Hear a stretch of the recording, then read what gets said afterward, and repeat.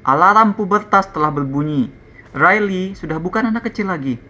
Maka, siap nggak siap, Joy dan para kru emosi di dalam Riley harus ikut bertumbuh dewasa juga, supaya mereka bisa mengendalikan perasaan-perasaan Riley, menyiapkan gadis cilik itu kepada fase berikut dari hidupnya. Itulah alasan kenapa sequel dari Inside Out ini ada. Karena manusia bertumbuh dan akan selalu ada cerita dan tantangan baru yang dihadapi. Nonton Inside Out yang mewujudkan emosi ke dalam karakter lucu, setidaknya membuat kita mampu memahami apa dan kenapa kita ngalamin perasaan tertentu. Bangunan dunianya yang begitu imersif dan kreatif, membuat menyelami psikologi karakternya terasa seperti menempuh petualangan yang sendirinya juga seru dan emosional, yang kemungkinan besar merupakan cerminan dari apa yang pernah kita alami. Jika di dalam kepala Riley ada joy, sadness, anger, disgust, dan fear yang memegang panel kendali, maka di dalam sequel Inside Out ini ada sutradara Kelsey Mann dan tim penulis sebagai komando dari rest of the crew untuk menghadirkan kepada kita lanjutan pelajaran psikologis perkembangan anak dengan cara yang sama menyentuh dan menghiburnya.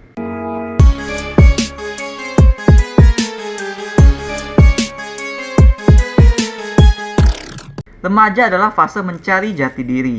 Makanya saat menginjak remaja, perasaan kita semakin kompleks. Begitu juga dengan Riley. Anak itu sekarang semakin giat menekuni olahraga hoki. Dia gabung tim di sekolah bersama dua sahabatnya. Dia juga punya idola di olahraga tersebut. Itulah identitas Riley yang dijaga oleh Joy dan para kru emosi. Seorang atlet hoki yang merupakan anak yang baik. Nah, tapi remaja juga berarti sebuah fase perubahan. Dan sembari perasaan Riley campur aduk oleh potensi satu tim bersama idola, juga dengan potensi nggak bakal satu sekolah lagi dengan sahabatnya, perubahan besar terjadi di ruang kendali emosi.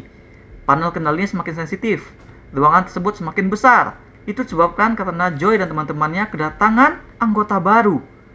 Emosi-emosi yang tampak lebih intens. Ada embarrassment, si besar yang pemalu, yang ngelihat dia tuh kayak lebih kasihan daripada kayak kita ngelihat si sadness. Ada envy, yang lebih sarkas daripada si disgust. Ada envy, yang walaupun kecil tapi lebih energik daripada anger. Dan ketua mereka, si Orange Anxiety, yang pencicilan dan khawatirnya tuh ngalah-ngalahin joy dan fear. Si Orange ini ngeklaim dia sudah menyiapkan banyak skenario untuk membantu Riley mengarungi masa pelatihan di camp. Dia percaya Riley yang remaja butuh untuk identitas baru, supaya bisa survive di babak hidupnya yang baru.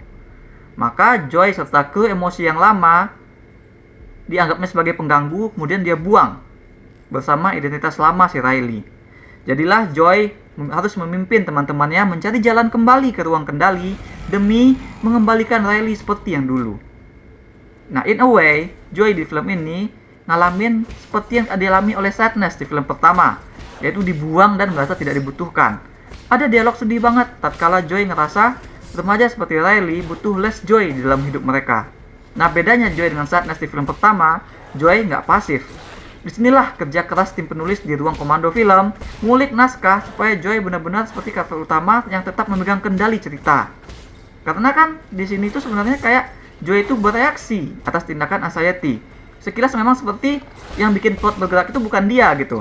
Tindakan dari emosi-emosi barulah yang membuat Joy dan kawan-kawan tersingkir dan harus bereaksi terhadap itu. Nah, tapi naskah berjuang untuk membuat Joy tetap berada di kursi kemudi dengan membuat Joy punya false belief yang lain yang sudah ada, yang sudah dilakukannya sebelum emosi-emosi yang baru datang, yaitu memilih hanya kenangan dan feelings yang positif saja untuk membangun self-sense atau identitas dari Riley. Nah, seiring cerita berjalan, development Joy adalah menyadari bahwa beliefnya itu pun tidak tepat ternyata, bahwa dirinya sebenarnya sama saja dengan Anxiety. Bedanya, Anxiety hanya mencemaskan hal-hal yang belum terjadi dan membangun self-sense Riley dari kewaspadaan tersebut. Dan akhirnya memang Riley yang merasa orang baik sehingga clueless dan kurang sadar akan kekurangan atau kesalahan dirinya, jatuhnya sama kurang bagusnya dengan Riley yang meragukan dirinya sendiri. Memang yang jadi stake di sini itu adalah Riley. Dia tuh kehilangan jati diri di sini.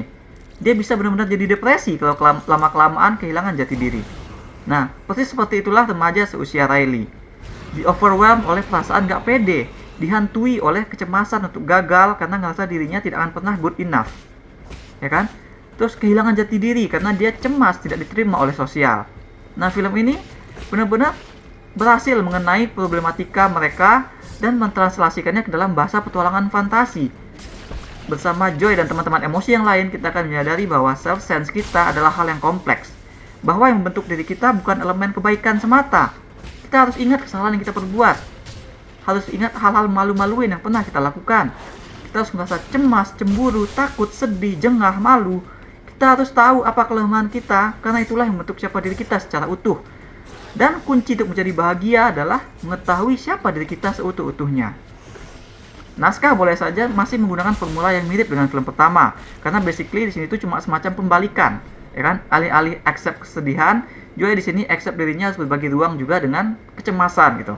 Tapi bukan berarti film ini sebenarnya sudah kehabisan ide, justru sebaliknya. Film ini ternyata masih punya banyak kreasi, punya banyak ide untuk bikin dunia dalam Riley begitu menarik dan punya sistem yang kuat. Lihat saja dari bagaimana film membawa kita ke tempat-tempat film yang pertama. Kemudian tempat itu dia ubah di sini sesuai dengan keadaan Riley yang sekarang. Pulau-pulau relationship Riley sekarang benar-benar mencerminkan pribadi remaja yang lebih mikirin persahabatan dan mulai tertutup pada keluarga. Nah, kontrol panel yang dibikin semakin sensitif, dipencet sedikit tapi reaksinya sungguh dahsyat, itu seperti gambaran kartunis seberapa intensnya perasaan kita di usia segitu. Kita disenggol sedikit langsung bacok. Ada satu momen ketika Joy dan kawan-kawannya kembali ke taman imajinasi Riley. Tempat yang dulunya sangat magical itu kini seperti kantor. Imajinasi Riley sekarang digunakan untuk menggambarkan berbagai skenario kegagalan yang harus diantisipasi oleh anxiety. Ini udah kayak visualisasi ringan dari quote terkenal dari Deepak Chopra yang memang deep abis. The best use of imagination is creativity. The worst use of imagination is anxiety. Kita menyalahgunakan kreativitas kita untuk hal-hal yang kontraproduktif. Untuk bayangin hal-hal yang bikin kita takut gitu, bayangkan. Nah, selain tempat-tempat yang lama yang sudah berubah, film juga membawa kita berkunjung ke tempat-tempat baru yang tak kalah kreatifnya. Ada Secret Vault, yang literally berangkas tempat berbagai rahasia memalukan Riley tersimpan. Di dalam sini banyak karakter baru yang ajaib dan kocak. Ada juga fenomena dengan wordplay yang tak kalah unik, yaitu seperti brainstorm, badai alias hujan bola-bola lampu ide yang turun, trust, menghambat petualangan Joy. Yang paling bikin aku ngakak adalah jurang bernama sarcasm. Jurang yang membuat apapun yang disampaikan akan terdengar seperti sarkas oleh gaung yang ada di sana. Nah, cerita tentang emosi atau perasaan yang jadi karakter, serta secara konteks menyelami perasaan karakter remaja dan melihat bagaimana cara kerja semuanya, cerita seperti ini tentu saja nggak akan bisa berhasil jika tidak dibarengi oleh visual yang sama ekspresifnya. Mungkin bagi sebagian kita, Pixar sudah tidak perlu diragukan lagi. Tapi tetap saja menurutku, di film ini Pixar menghadirkan kualitas animasi yang bukan cuma berhenti di standar yang penting ekspresif gitu. Karena selain ekspresif, animasi di sini juga lumayan fluid. Film mulai bermain-main dengan variasi gaya animasi, tergantung dari karakter dan juga tidak terbatas pada karakter-karakter emosi saja. Ada karakter-karakter lain, misalnya karakter dari video game, dibikin punya visual dan gaya animasi serta gerakan yang sesuai dengan gimmick video game yang glitchy. Ada juga karakter kartun, yang oleh film ini bukan saja digambar dengan gaya 2 dimensi, tapi juga poke fun ke salah satu tipikal acara kartun anak populer yang suka ngobrol break the fourth wall kepada pemirsa ciliknya di rumah. Dan tentunya juga Riley sendiri. Aku suka desain karakternya yang menurutku kali ini lebih berkarakter gitu. Ada jerawat di dagunya, itu tuh menurutku sentuhan kecil yang nice banget kebentukan karakternya. Sehingga selain problemnya, kita juga melihat dirinya sendiri sebagai semakin real. Riley di sini semakin terflash out, karena sebenarnya Joy juga paralel dengan dia, developmentnya. Kita pun mungkin bakal melihat sebagian kecil dari kita sewaktu remaja ada di diri Riley. Inside Out pertama 9 tahun yang lalu itu merupakan satu dari film yang langka sekali yang berhasil dapat nilai 9 di blogku. Dan honestly, aku yang gak terlalu excited amat sama sequel, yang gak antusias lah menyambut film keduanya ini. Tapi ternyata film ini punya alasan yang tepat untuk hadir, dan actually masih punya banyak ide untuk menggambarkan dunianya.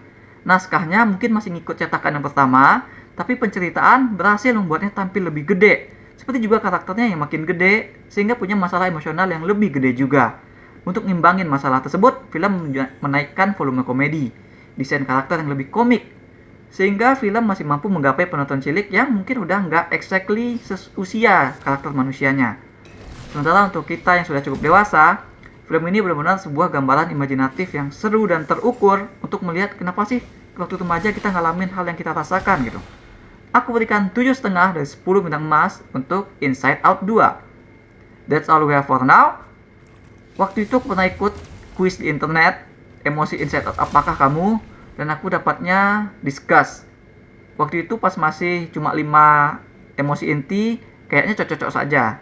Ya kan? Tapi sekarang kayaknya aku lebih cocok ke si embarrassment, karena aku suka malu-maluin.